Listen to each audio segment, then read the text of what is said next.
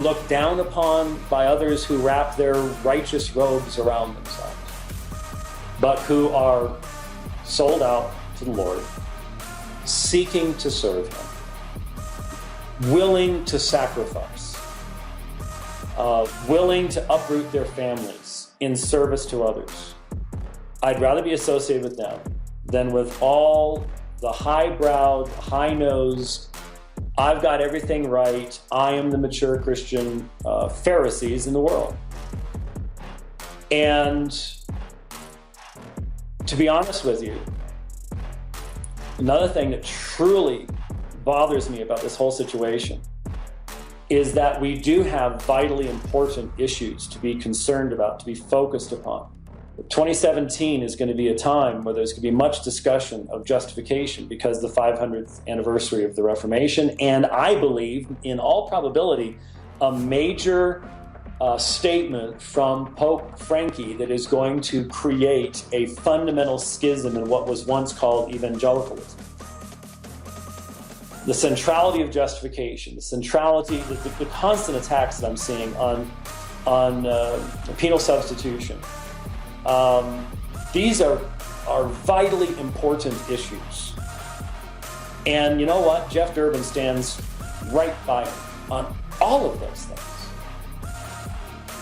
And so to attack based upon false information, based upon partial information, to attack on the very same basis as Pastor Hall himself was attacked, and to create these kinds of divisions, rank immaturity, and it really ends up diminishing the focus that people have upon the important things, the real issues that we are going to have to be dealing with.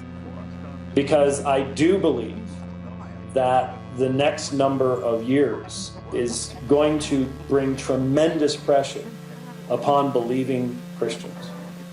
Tremendous pressure, because our freedoms are going to be disappearing, and not all that slowly.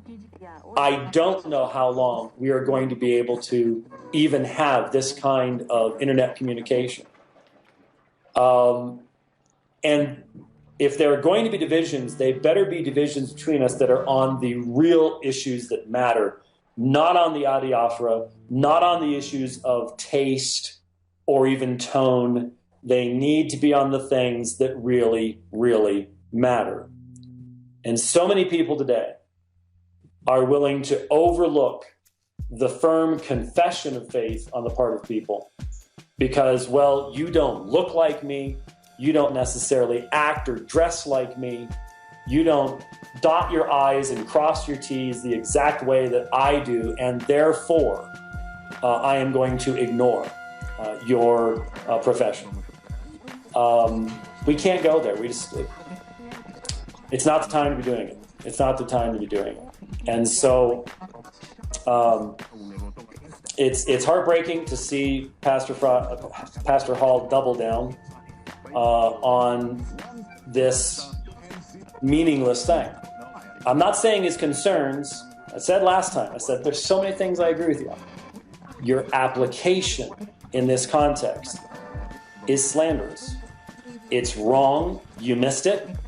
And you see, don't you realize that by missing it, you're actually diminishing the force of your criticism of the real issues? I realize there are people who think that Calvinism is cool as long as you do this and do that. Calvinism will never be cool. I get that. You're right about that, but you're wrong about the application. And so you're destroying your own point. You're destroying your own purpose in being just absolutely bullheaded like you always are. And not being willing to say, and I think there's some, in JD's mind, there's something that goes back to what happened with the debate with Joel McDermott, because Apologia was involved with that. And how else can you explain this bias, this unwillingness to be corrected? So just a few words on that, and we'll leave it at there. So like I said earlier in the program, I don't have the dates yet. As soon as they are set up, we'll let you know. But as far as I know, I'm not actually going to be involved, but there will be hopefully 2 dividing lines that we'll be doing while I'm away with Vocab Malone and guests on the history and inside workings of the Black Hebrew Israelite movement. And start putting this together with the fact that I'm going to be doing a whole presentation on Deuteronomy 28 and the being sold, taken away to Egypt in ships passage and things like that. Spoken to my good friend Michael Brown. There's obviously great light that he can shed on some of these issues as well. We could put together fairly quickly a pretty wide body of information that has never been concentrated in one area before. There are people who know a whole lot, much more than I'll ever know about this movement. They just haven't had the audience that we have. And so if we put it all together, it could be really a blessing to a lot of folks, but there is going to be a tremendous amount of pushback. And so your prayers are appreciated. It's so very strange to be in a situation where you've got dozens of videos coming out calling you every profane name under the planet, calling for your death and your destruction and everything else, experiencing horrific racism on one side.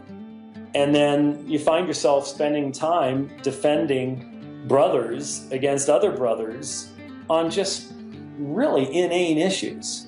It's discouraging. I'll be honest with you. It's discouraging. But we're called to the time that God calls us to minister in, and so you do what you have to do. So wanted to address those things. Be thinking about those upcoming programs. We'll let you know when we're going to be able to do programs. I can guarantee you something. It will not be on the pretty much not at the regular times.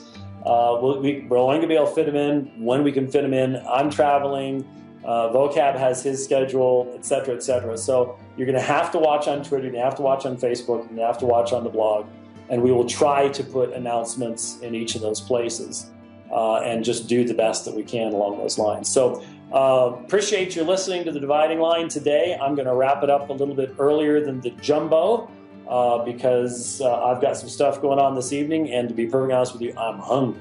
So I appreciate your taking the time to listen today. Thank you, Rich, for making things work back there.